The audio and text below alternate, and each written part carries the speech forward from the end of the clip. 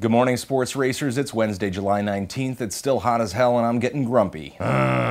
Leaders of the world's top 8 economic powers recently met to shoot the G8 summit is a chance for leaders to kick it old school while they discuss world issues and, yes, eat with their mouths open. Remember when we caught Chirac in a corner picking a wedge? And Putin, man, that dude can make some fart noises with his armpits. You want some diplomacy? Here it is. Those dudes can party. A microphone that was accidentally left on allowed the world to get a peek at the deft political magic that happens between Bush and Blair. See, the irony is that what they need to do is get Syria to get Hezbollah to stop doing the shit.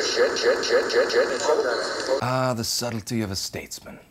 Television networks that show this footage are potentially subject to the tenfold increase in fines for on-air profanity that President Bush signed into law on June 15th. The shitty shit President Bush was referring to is the ongoing crisis between Israel and Hezbollah. Hezbollah is a militant Shia Islamic group which was founded in 1982 to fight the Israeli Defense Forces who occupied southern Lebanon. Hezbollah literally translates to Party of God, the kind of party, according to the flag, where you bring your own gun. From what I've read, when God really puts his weight behind something, things like guns don't make that much of a difference. For the last 20 years or so, Hezbollah has been carrying out attacks against Israel for what it perceives to be the injustice caused during and after the Israeli occupation of Lebanon. Because of widespread popular support and the alleged military backing of both Syria and Iran, the Lebanese government has not been able to rein them in. Recently, Hezbollah kidnapped 2 Israeli soldiers. Israel, with a clear military advantage, responded by bombing the shit out of Lebanon. Hezbollah then started firing rockets into Israel. Meanwhile, lots of civilians are being killed and the international community is trying to figure out how to stop this shit. Tony Blair and others are in favor of using an international force that would aid the Lebanese military in putting a stop to Hezbollah's actions. When asked about U.S. troops, Tony Snow, the White House spokesman, said, "We have lots of them. They are elsewhere."